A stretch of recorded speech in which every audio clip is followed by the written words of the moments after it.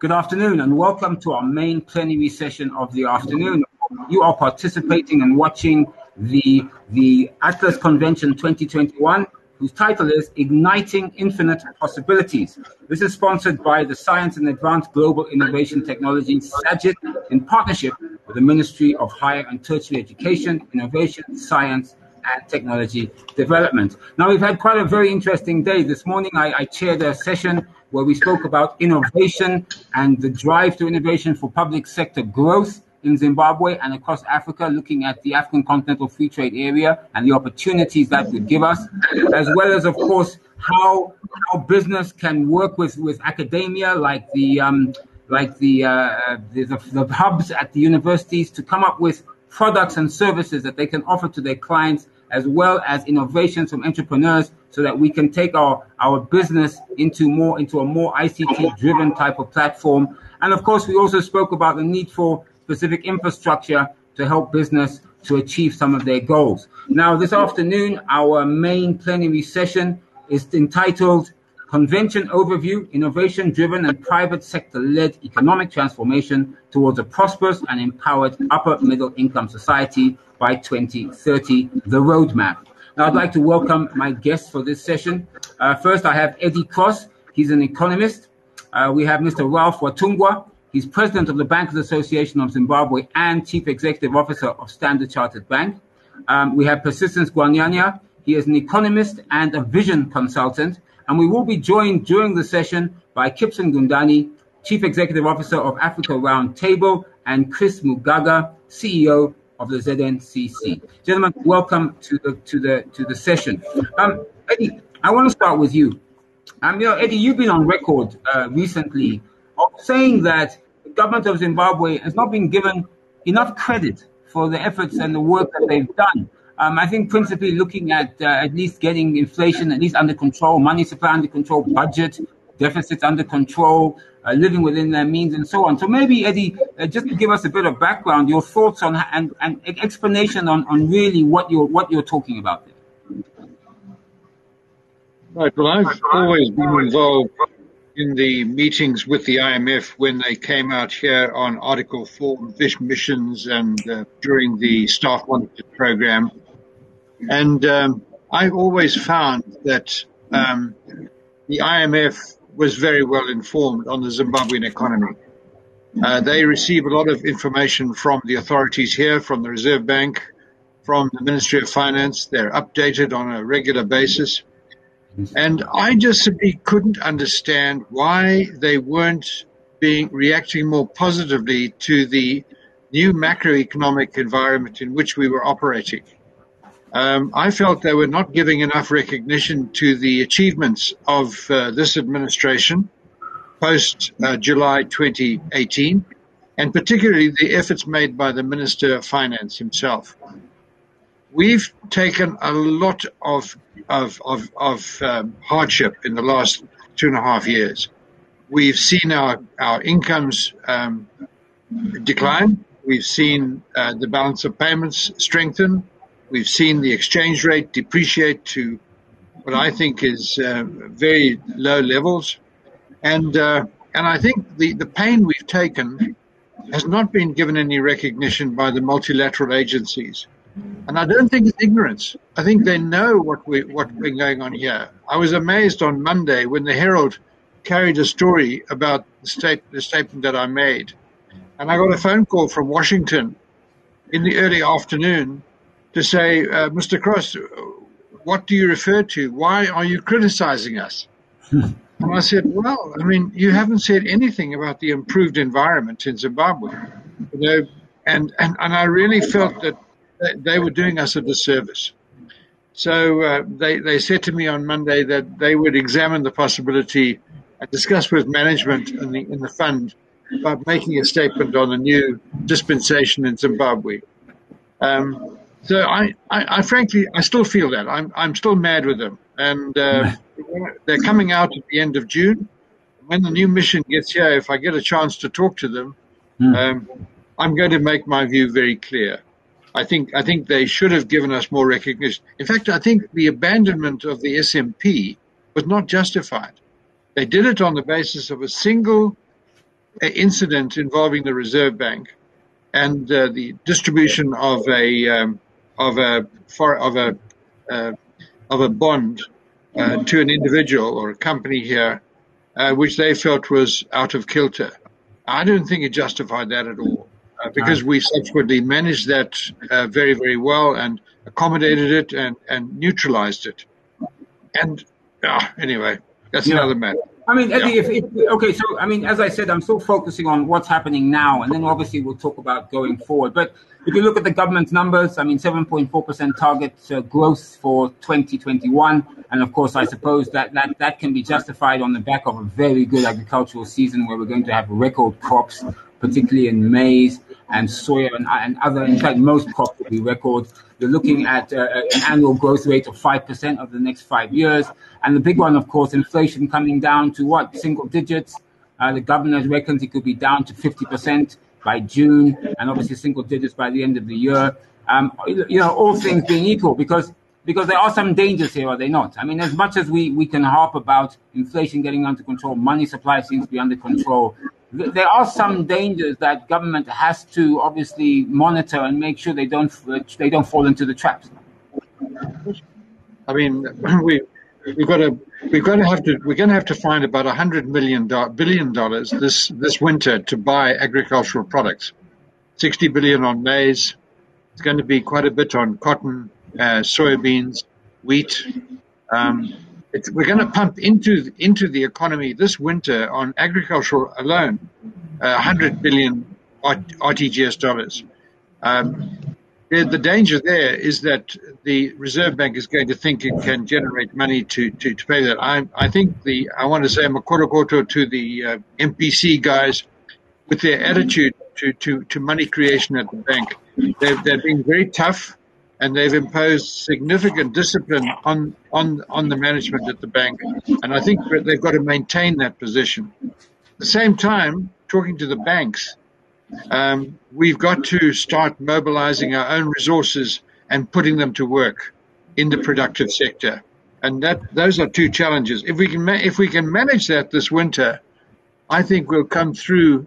My personal forecast, it'll be over 10% growth. We'll be the fastest growing economy in Africa.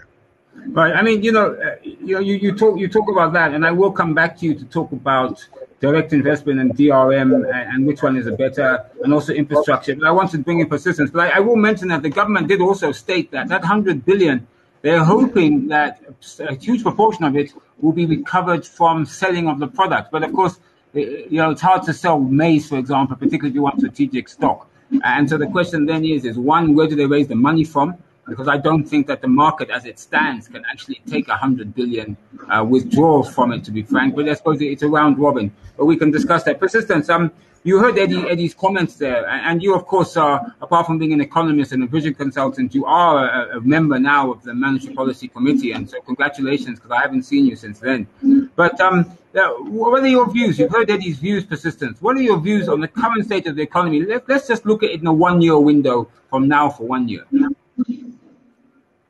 So sorry, Eddie. Sorry, I didn't get you. Okay, I said that you are an economist and vision consultant, and also a member of the Monetary Policy Committee. And you've heard Eddie's views there, saying that that foreign governments and lenders and foreign international lenders are not really giving credit to the Zimbabwe government for the efforts they've made in taming inflation, taming money supply, putting in place possibly the right bedrock for economic growth. What are your views? What do you think is now? How does it look now, particularly in the short term, in your opinion?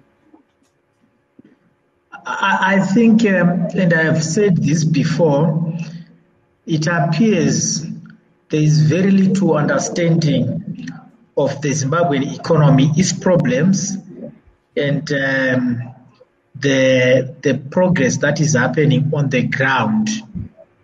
And I think, like what Eddie Cross has pointed out, there's been tremendous progress in respect of sorting out our historical and structural issues as a country. I would want to point out, I think from the beginning, that Zimbabwe problems are structural by nature. So because they are structural, they can't vanish overnight.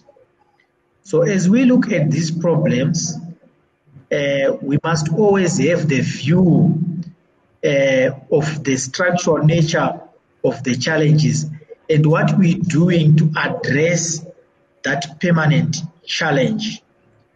So in terms of how the policymaker is sequenced, which is also informed by the view of the challenges, the solution to our challenges.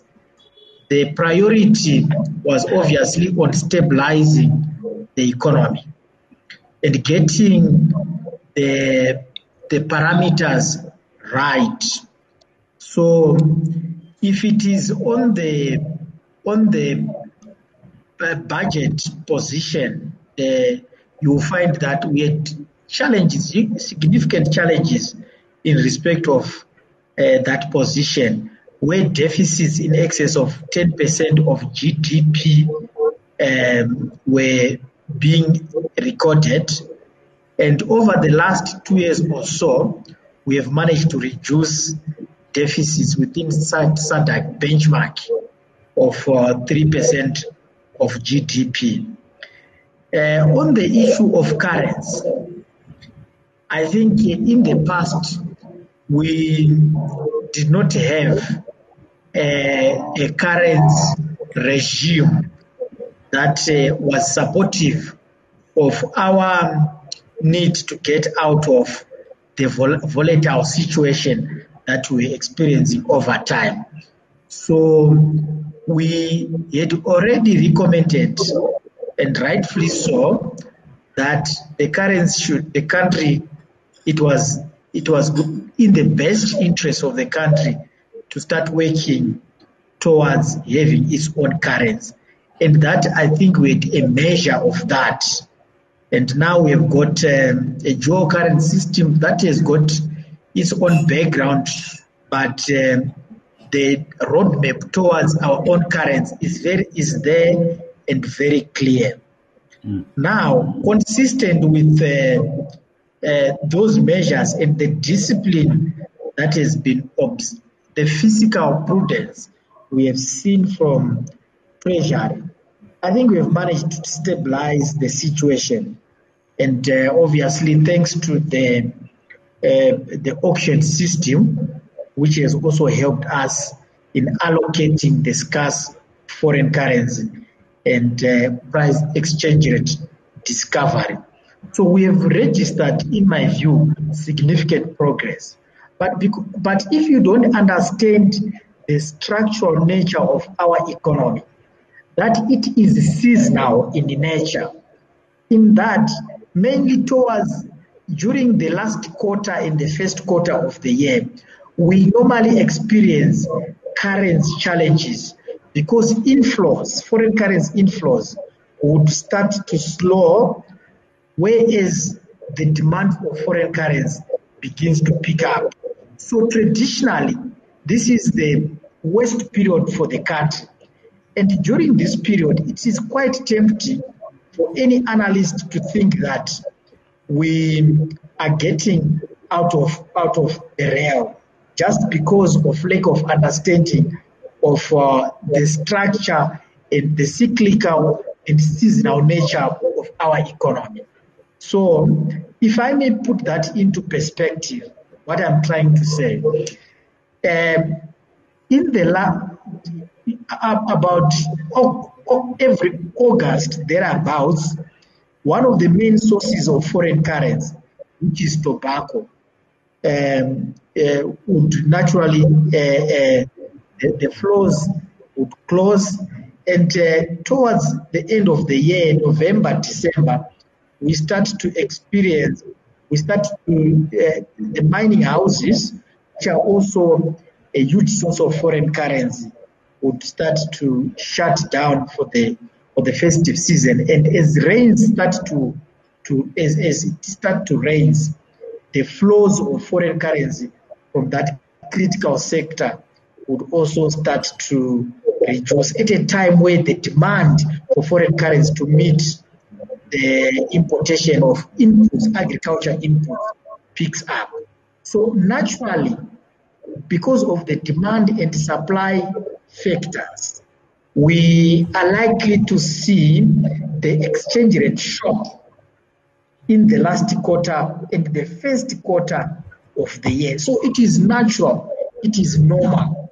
But if you are now analyzing the progress we have made so far, basing on that temporal shock without a view of the structural nature of the economy and understanding of the cyclical or seasonal nature of our course, then you may not get the picture right, and therefore you may misinform the public, which I think is also the challenge with the international financial institutions and a number of analysts that they don't quite understand the Zimbabwean challenge and the nature of the Zimbabwean economy, and therefore the progress we have made so far.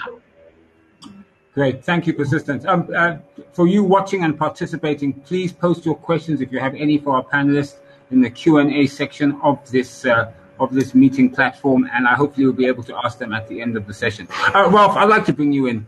Ralph Watungwa, he is the president of Bankers Association of Zimbabwe currently, and he's also the chief executive officer of Standard Chartered Bank here in Zimbabwe. Ralph, welcome. Ralph, there's no doubt that the financial services sector will play a key role in any form of innovation-driven and private sector-led economic transformation. And I think it's critical. And so, in your view, and those of your colleagues in the sector, Ralph, I always like throwing numbers, and I noticed that $34.2 billion, I believe, was the total profit of the banking sector for 2020. So it looks on first view as it's healthy. But what plans does the financial service sector intend to play in driving not just innovation but also economic growth in Zimbabwe? Thank you, Andy. Obviously, if you are a student of economics, like I'm sure Persistence is, and Eddie, to some extent, you know that the economic base of a country or growth is hinged on land, capital, and labor.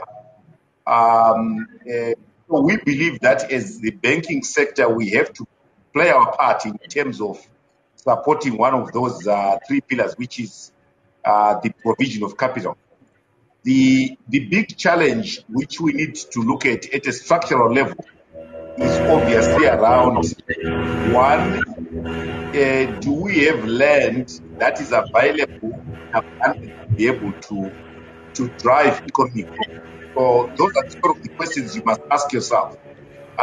Secondly, do we have the capital? And speaking as a banker, I don't believe the country is capitalized enough, or the banking sector is capitalized enough to be able to support the growth demands. Because if you look at the financial sector today, on average, maybe capitalization levels are about 18 million, 19 million on average, which puts all the banks combined far less than 200 million in terms of capitalization, real capital, which can be used for that. If you go to our neighbors in Zambia, and I speak for Standard Chartered because I know their numbers, their minimum capital is far in excess of 100 million. So one bank in an equivalent economy is the same size or larger than the entire sector in Zimbabwe. So that tells you a story in terms of what is required to be able to drive the economy. And building onto that, you're going to say, how do countries, how do industries attract capital? You attract capital if you create an environment that an investor who has a choice is tempted to come to you. And I think from that point of view, I believe that is a pillar that government is obviously working on. And if you look at the the current matrices, you find that there is actually quite, unlike in the past, a semblance of order, a semblance of consistency, a semblance of a desire to achieve an environment that is conducive. So your auction system has come into play, and it stabilized the exchange rate, it stabilized the input costs. Therefore, I think we are moving in the right direction in terms of attracting capital. As a country, it was actually quite amusing, although it's actually quite, you can't blame it on anyone, that we were celebrating a 15 million line of credit to the country, which, in all honesty, yes, it's a signal of what is to come, but in the context of things, we need much more capital to be able to support this economy. The one element that I think also needs to move in tandem with what is going on in the financial sector, and the fiscus is going to try and make sure that everything is managed, fiscal discipline, trade balance, and all this, is making sure that there is market discipline.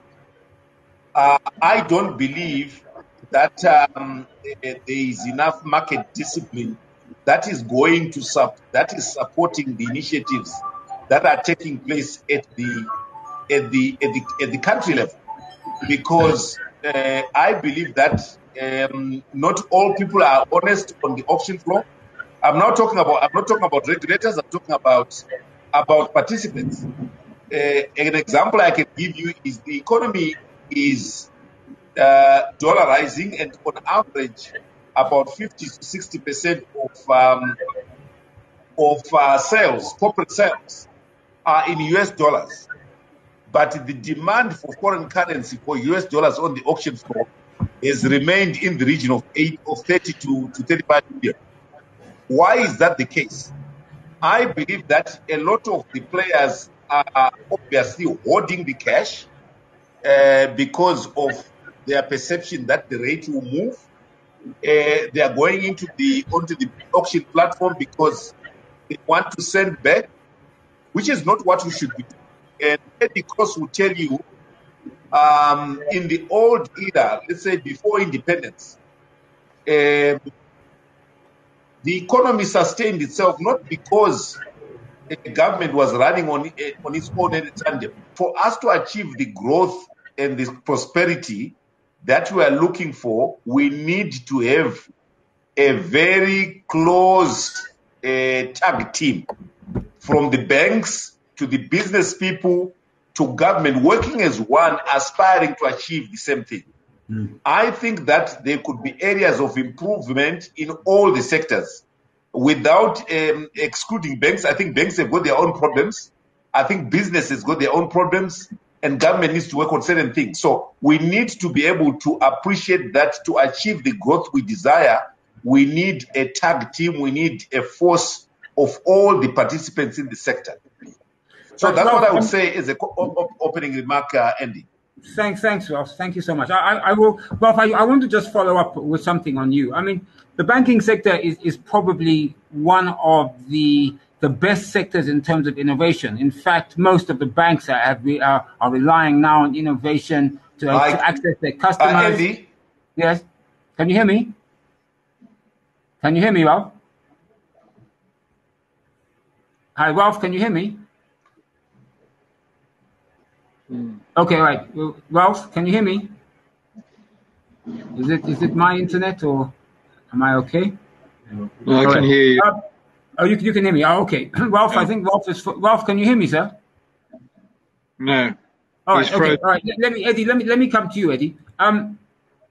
You mentioned something, and I want to tie this in because I think it has a critical impact going forward. You talked about the Zimbabwean citizens suffering a bit of pain, particularly through low wages, standard of living increasing on the back of high inflation, and really, even though inflation is coming under control, Zimbabweans, of course, are still seeing price rises because inflation hasn't zeroed out, and they're still seeing pressure. Yes, I can hear you. Oh, now you can hear me well. All right. Okay, Ralph. I was just asking Eddie a question, but let me. I can quickly, hear you. Yes. Okay, Ralph. I'll come back to you. I want to talk about innovation in the banking sector, but I will come back to you, Eddie. So that pressure from citizens in terms of low wages. I can hear you. Okay. All right. I'll come back to you, Ralph. Don't worry. Eddie. That pressure on wages, and also, of course, I can hear you. Yes. What I can say is the reduced low levels of production in the market, even though they have improved. So these are some of the issues that obviously we need to start looking at and resolving if we want to see some form of economic growth, particularly in, say, the next 5 years. Eddie? Well, there's so much content in what's been discussed even up to now. Andy, it's, under the DS1, the Development Strategy Program, DSP1, we've adopted the idea of value chain development. If we're going to achieve middle income standard by 2030, it's going to be through industry. It's not going to be through primary production. If we're going to give our people employment and a better quality of life, it's got to be through industrial development and job creation and over a broad front. It can't be achieved totally on the basis of primary industries. Now, if that's the case, it is the value chain that's critical. And in the value chain, you have the different components.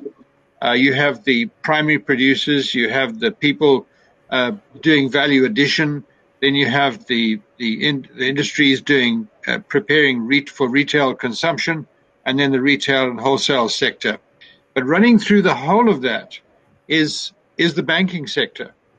And if you look at those countries in the world that have successfully transited from a low income primary producing country to a middle income or even high income economy, it has been on the basis of the fully integrated character of each of the players in the value chain.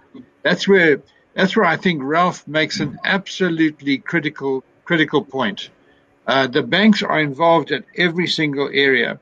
The other thing I'd like to say about that is there's two other things. The other thing is innovation plays a critical role. I was out at a major factory the other day in Glendale, and walking through that factory, there are parts of it which are 21st century, but the majority of the factory is 50 years old. Now, it's like an industrial museum. When I used to take visitors around some of my factories, the visitors used to remark that this is like walking into an industrial museum. Our productivity levels and our quality is just not up to scratch. And this means innovation and investment in new technologies.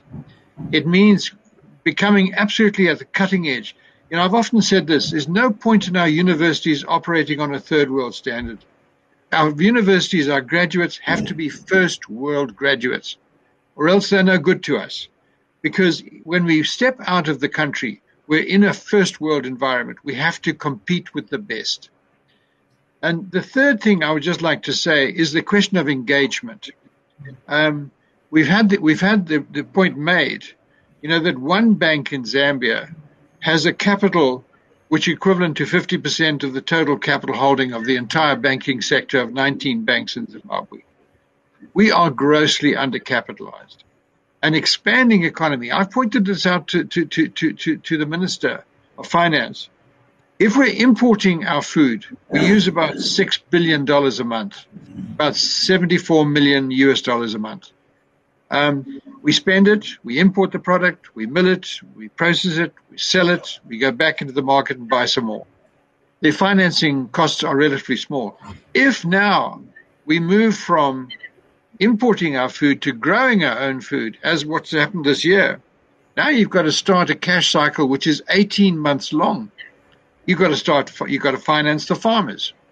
You've got to then finance the purchase of the crop. You've then got to finance the industry to buy and process the crop. And that means that your financial demands, your financial requirements are 10 times, even 15 times what they are when you're in a situation where you're importing your basic requirements. So for us to overcome those two major problems, we have to have engagement. And the president has been beating this drum almost on his own ever since 2018. We have to fix our relations with the international world. I mean, the news this week, I don't know if Ralph knows this, that Deutsche Bank has cut off Stanbic. For God's sake, what do they think they are doing?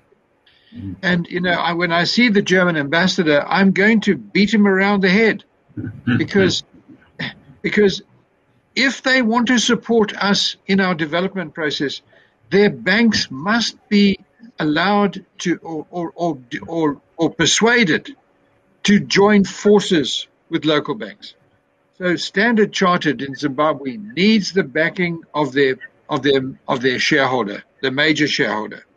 Stanbic Bank needs the banking of Standard Bank of South Africa and their foreign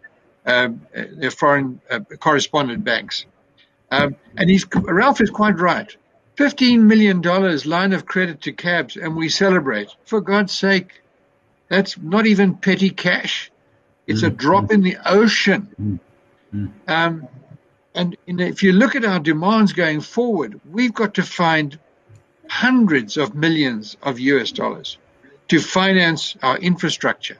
And the Chinese have showed us, and the Americans are suddenly discovering that they've neglected their infrastructure for the last 20 years, and now they're paying a price.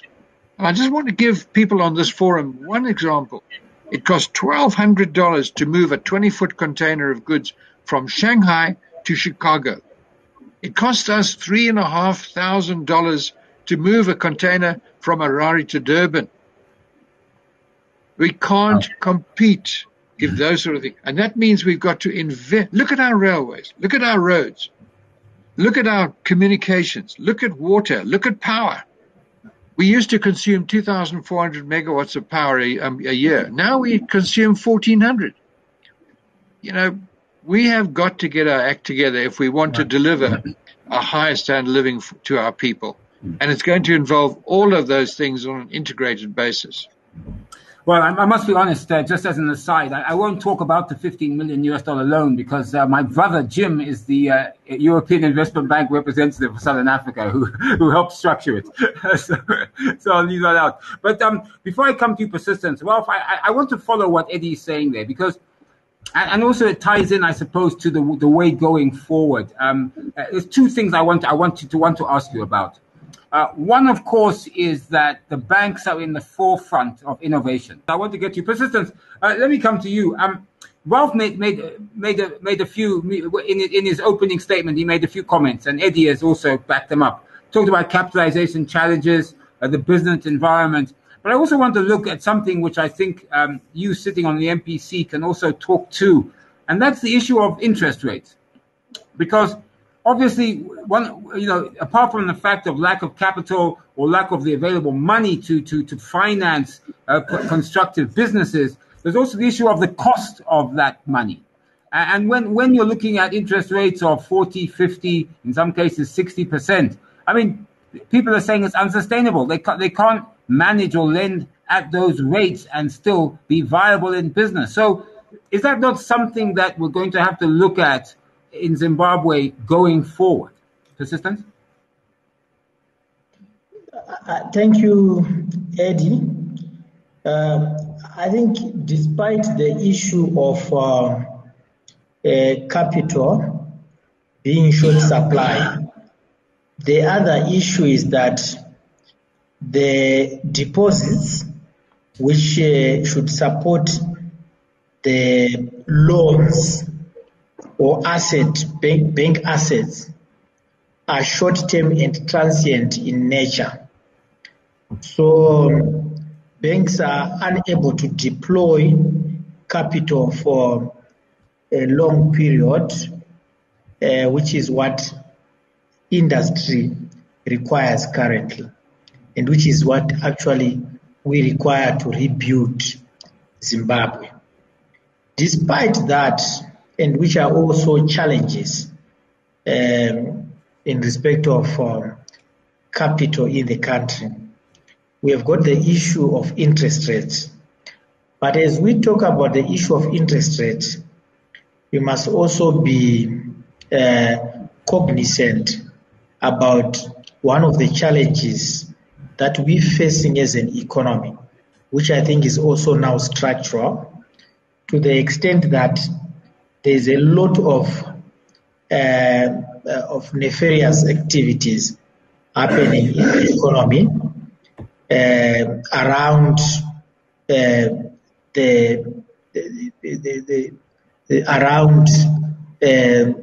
even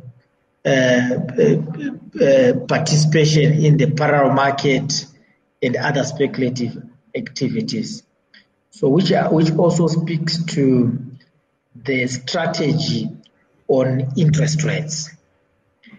So if interest rates currently are seen as an important or a blunt instrument to positively affect the economy currently, there is danger that if you continue to lower interest rates, the low cost of money or cheap money is going to be abused by those that have got access or borrowing capacity to engage in black market activities.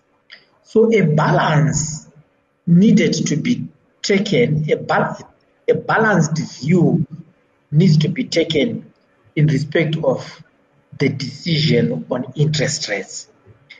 The view that takes into account the need to support the productive sectors of the economy through a lower interest rate regime, and also the need to curtail speculative borrowing or tendencies which are actually rife in the economy today. So, but as we talk about interest rates, we need to be forward-looking to say an interest rate that gives a positive return to the banks or the lenders is always favorable to them. So if the interest rate cannot deliver a positive return, it has got an effect of disincentivizing the lenders at a point where capital is actually scarce. So it must be a balance of view to the extent of taking into account all those issues. So with an average inflation of 122%, annual inflation of 122%, at 40% and total interest rates of around 50-60% at different banks, I think it leaves some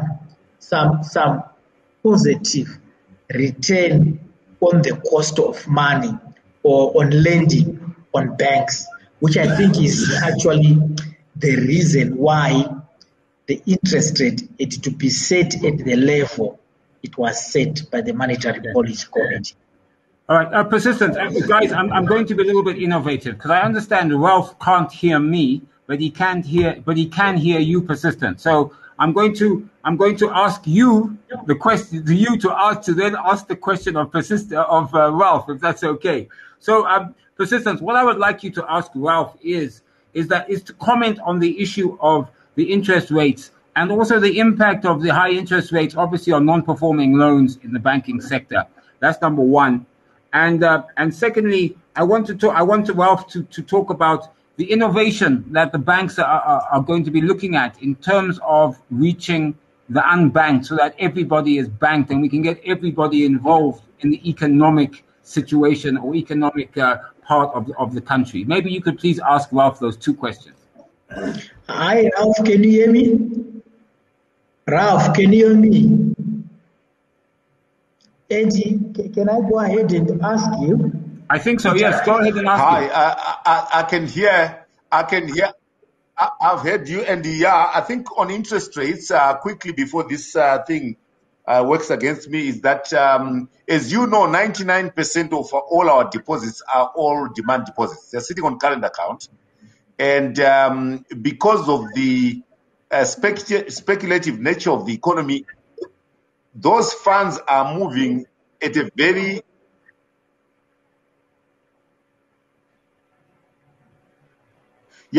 So the velocity of money is very high.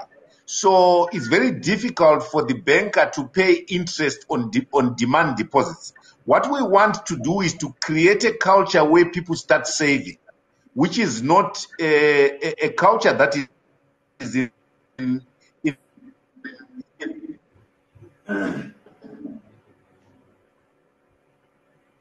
there was something called the paid up permanent shares, where individuals were able to deposit money longer term and sit at home and know that their money is growing. At the moment, all the deposits are short term, and therefore it is very difficult to pay interest on those deposits. On the lending side, if you look at the aspects that we look at as banks, we look at what we call country risk, we look at inflation. It is madness to lend below your inflation rate for as long as banks have done so. So one of the critical things, if you lend at below inflation, you are destroying money for the shareholder. And I'll tell you situations where we've had bad debtors that were borrowing in local currency, and there was an exposure of $3 million. After 5 years, that money became 3 million Zimbabwe dollars. And you look at it and you say, we lent value, but we received nothing. So the whole issue of time value of money also comes into the equation. So it's very important for us to be able to say, does this interest rate actually build the value, what we call economic value addition for the organization, for the banks? And how you can tell whether interest rates are doing what they should is you look at bank profitability and you say, for the banks to achieve a return on equity or a return on tangible equity or in excess of 10%, which is a global benchmark, how much should they lend it? And of course, other issues do get into the equation, which I understand. Are banks lending enough? The question is, banks are not lending enough because some banks are liquid.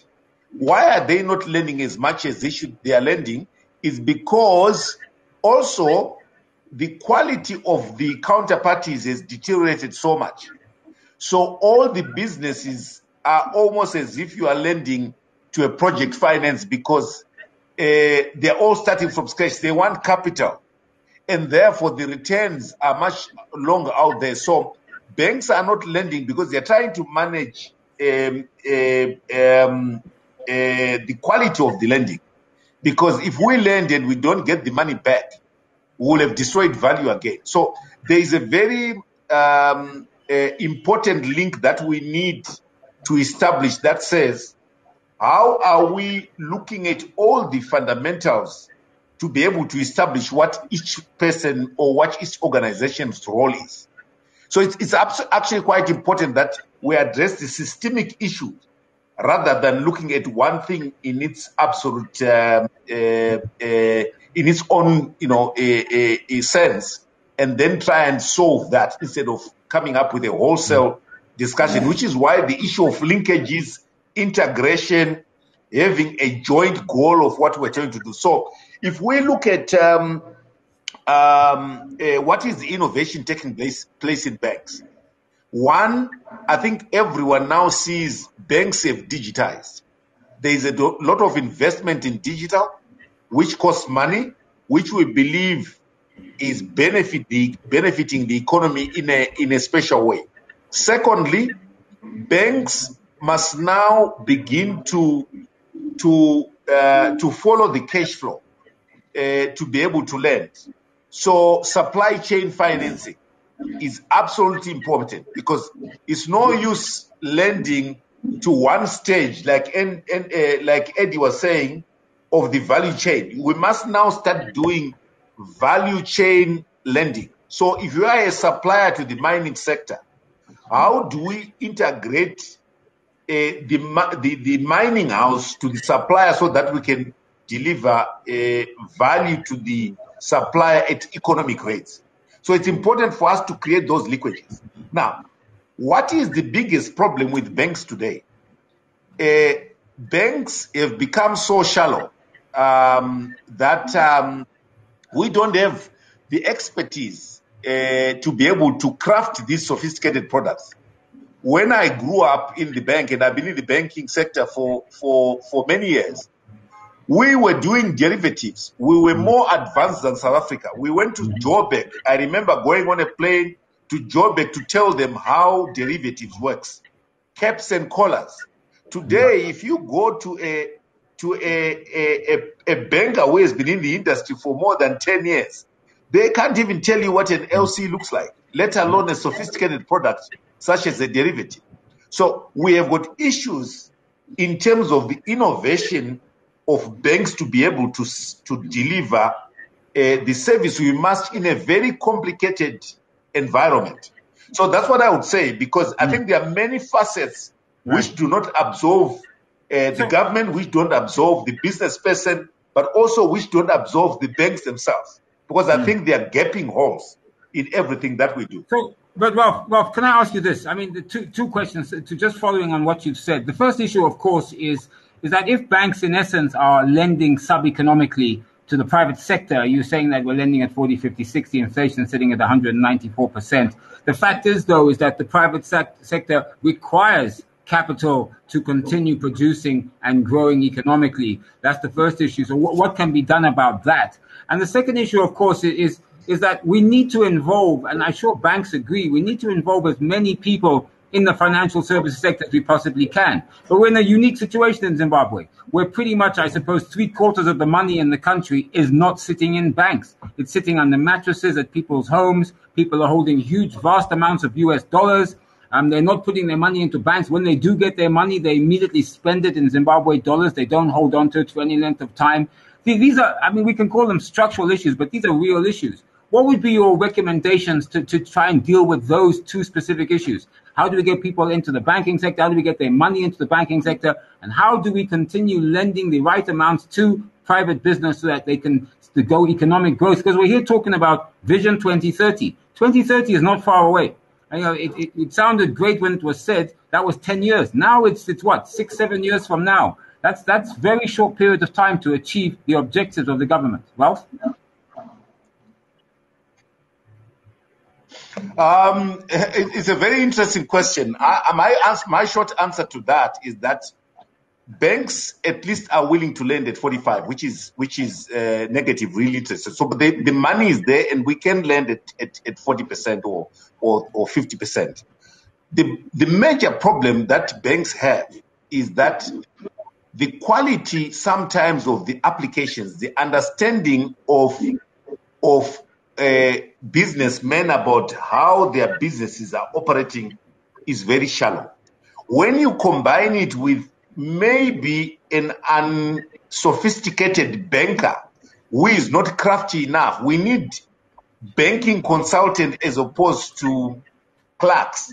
Banks are now supposed to be advising and working with the businesses to come up with solutions. So we've got a combination where the borrower comes and says, I've just come from a political office. They say I should get money. Without a single piece of paper in their hand. Their license to come and borrow money is the fact that they've passed through some office. On the banker side, we've got an unqualified or an unsophisticated banker who probably gets intimidated by any complex product. So I believe that there's a need to train and retrain our bankers, which is what we're trying to do. I'm the chairperson of the Institute of Bankers. I'm trying hard to find a way of creating expertise within the sector, but also for the borrower to know that you don't come to the bank and borrow money because you have come from some office. You come there with a coherent business request that makes sense. When things go wrong, you can pinpoint exactly what caused that issue to go wrong. And with a combination of those two, you have a possibility of working together to deliver something which is tangible at the end of the day. So that's important. On the other question that you talked about, which is the issue of confidence, the issue of why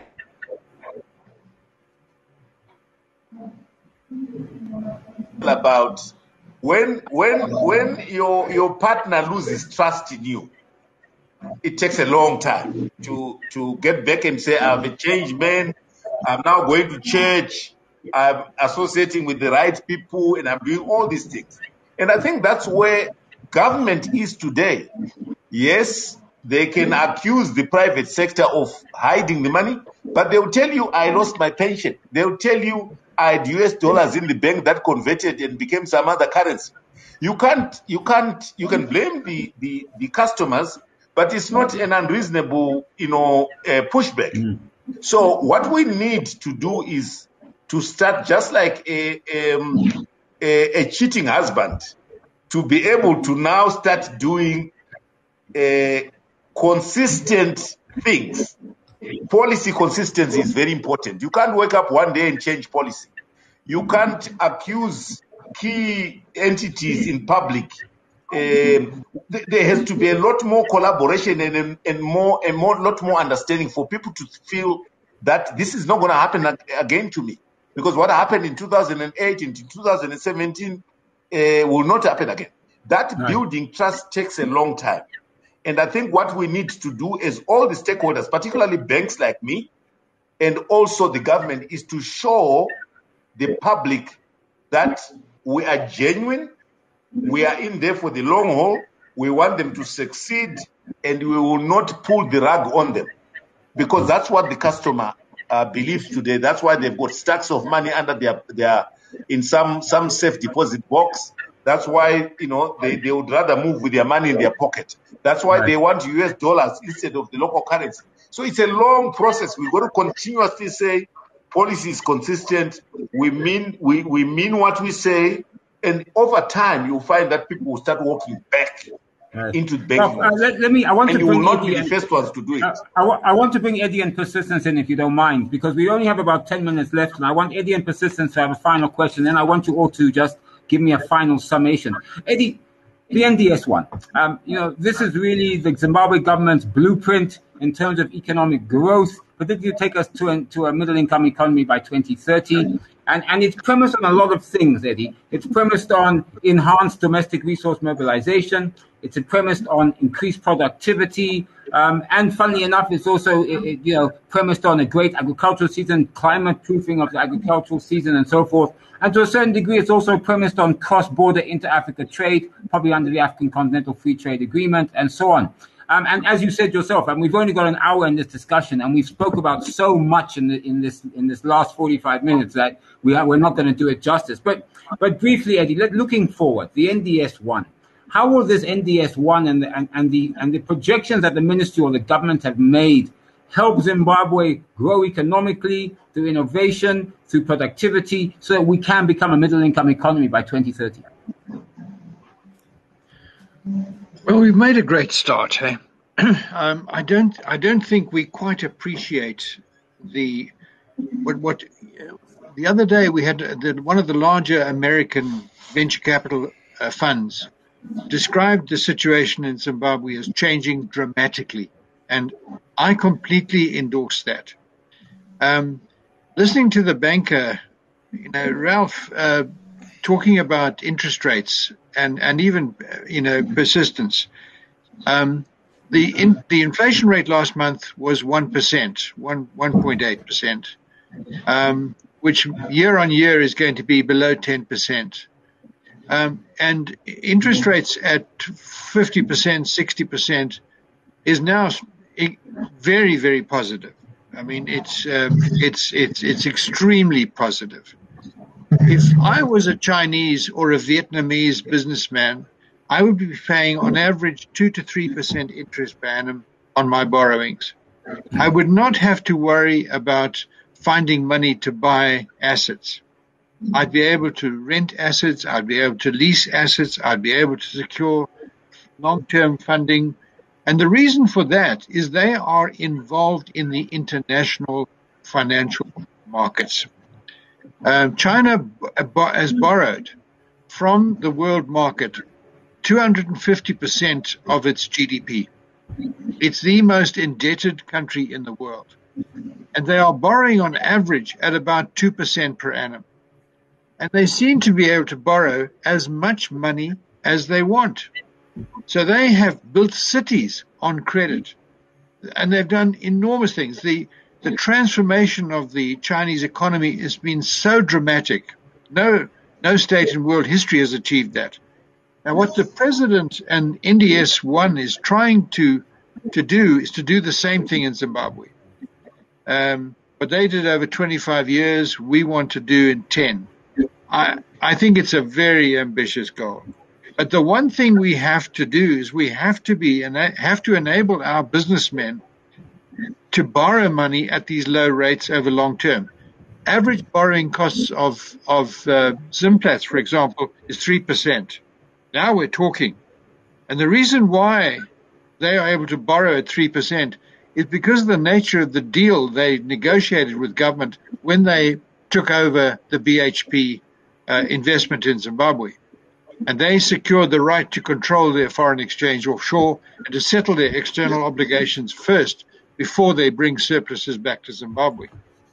And I think that's a model which maybe we've got to adopt. But I really cannot see us achieving middle income status until we get our banking system right and we give our productive sector access to cheap money over a reasonable period of time. And I think that's a central issue. That's absolutely central. The other thing, too, is this whole question of adoption of innovation and change. If you were a businessman working in the United States or in Europe, in Germany, and you entertained the Chinese in your factory, they would go through your factory like a swarm of ants with their cameras clicking away, listening to every single statement you made.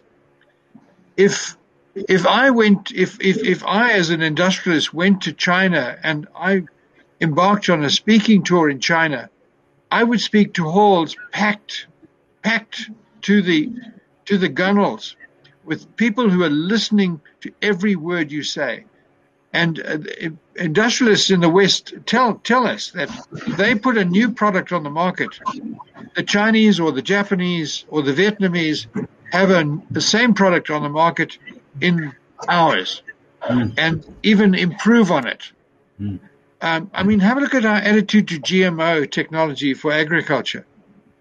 In South Africa, commercial farmers are growing maize and they're getting over 20 tons per hectare.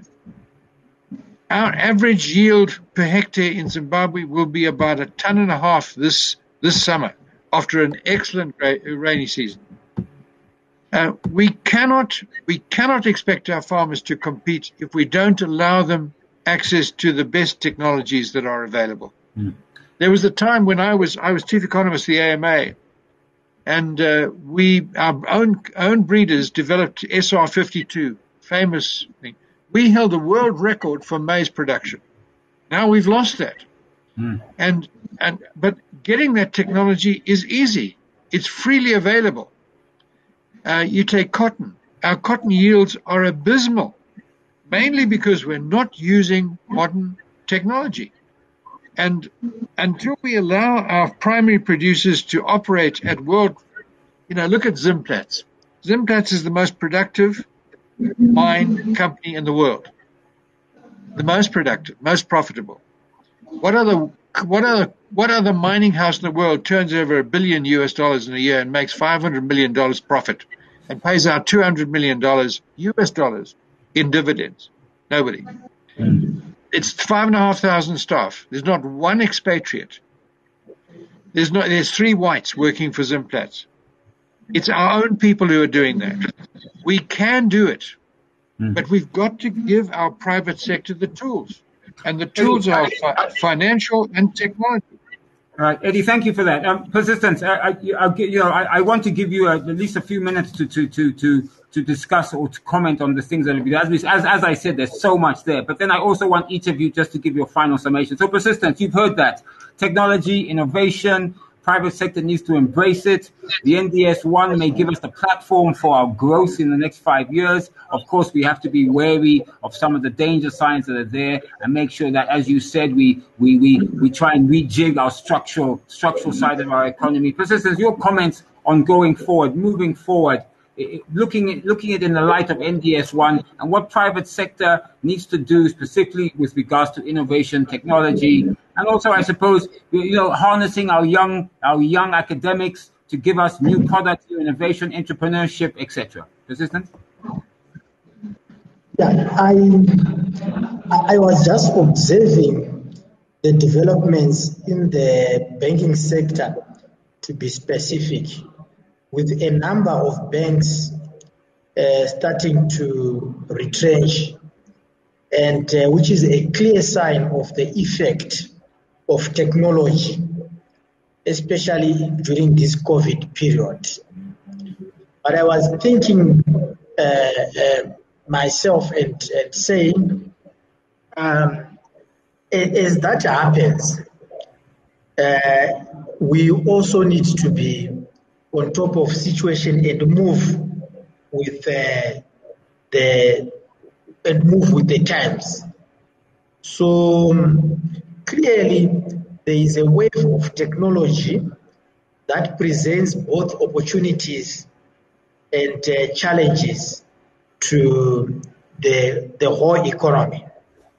Which simply means to me, as a country, Zimbabwe, we just need to, one, climb the technology ladder.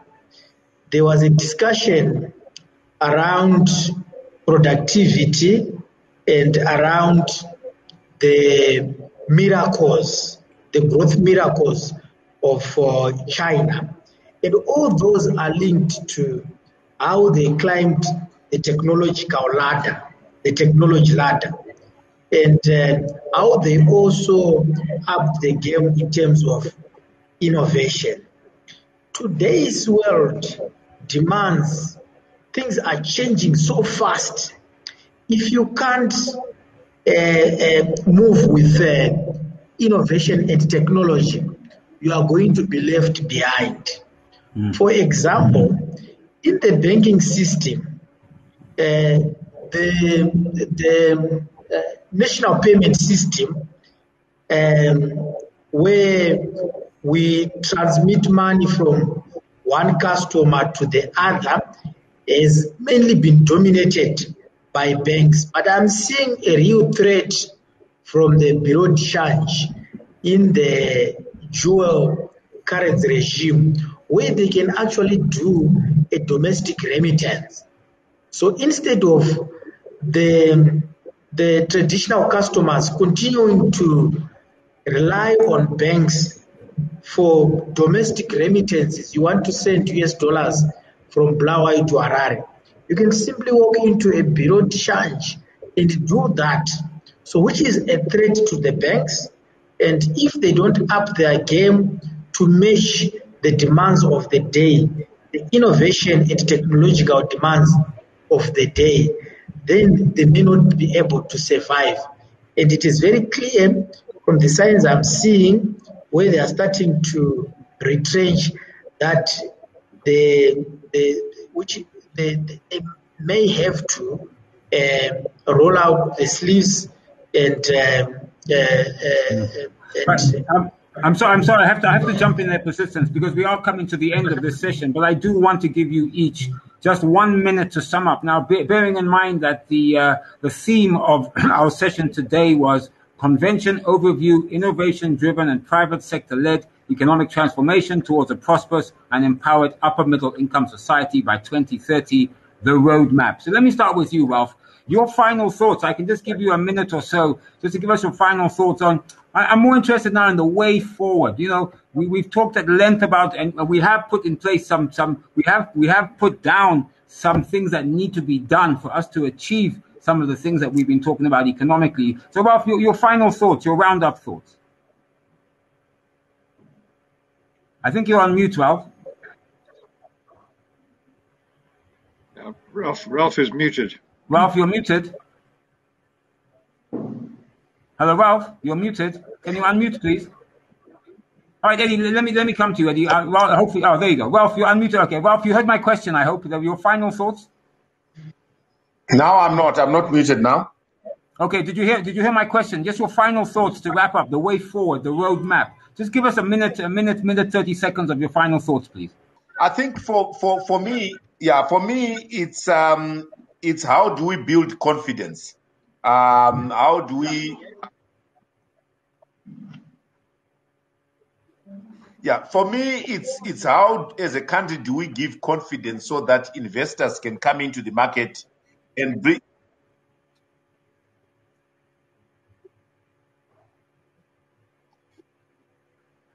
For me,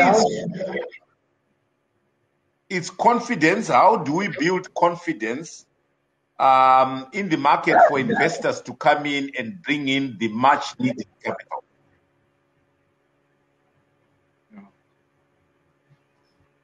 Okay, we appear to be Ralph. Unfortunately, your sound is so bad. Anyway, thank you so much for that. Unfortunately, we'd like to have heard the rest, but we're running out of time. Eddie, your final thoughts, please. The roadmap going forward.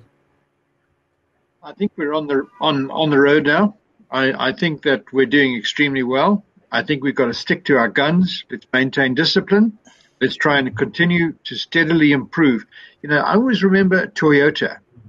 The secret of Toyota's success was that every year they innovated, they improved their product slightly. So a truck coming from Toyota might look the same, but in every single year there was an improvement. And I think that everybody in Zimbabwe has got to do the same thing. Every one of us has to make our contribution and try and do what we can to improve what we're doing and make progress in our own spheres of interest. Thank you. I think persistence, unfortunately, is also a drop. But Ralph, if you're still there and you can hear me, maybe you could find it. Ralph, can you hear me, Ralph? I can hear you. Yes. Okay. Please finish your thoughts on your final thoughts.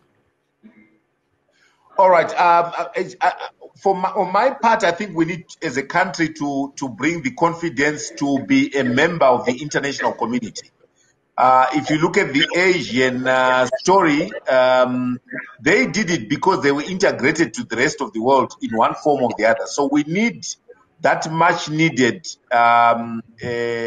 integration with the international community to attract capital. And we need, as a country, to identify what we are good at. We need to be serious about what we're good at and to execute ruthlessly.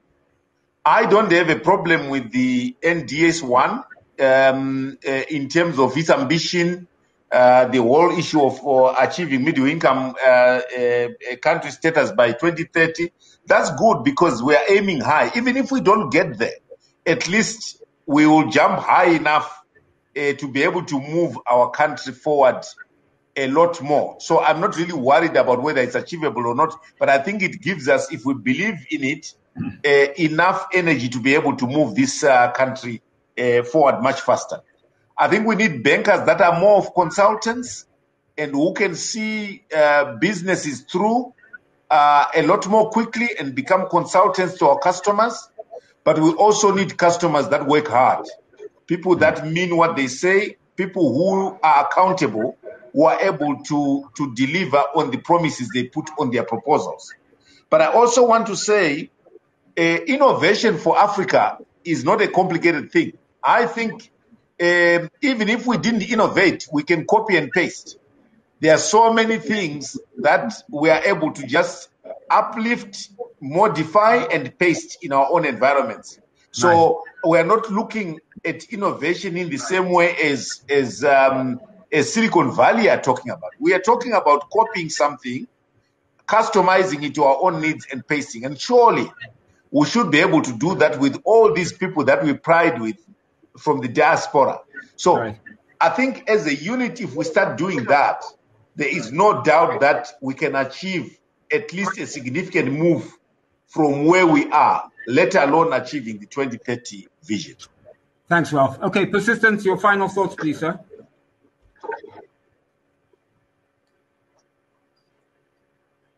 Persistence, can you hear me? Persistence? Well, we seem to be having some serious sound problems here. Persistence, can you hear me? Yes. Persistence, your final thoughts, please. Yes, Andy, I think it's not debatable that we need to climb the technological ladder, and we need to be the change that we want at all levels.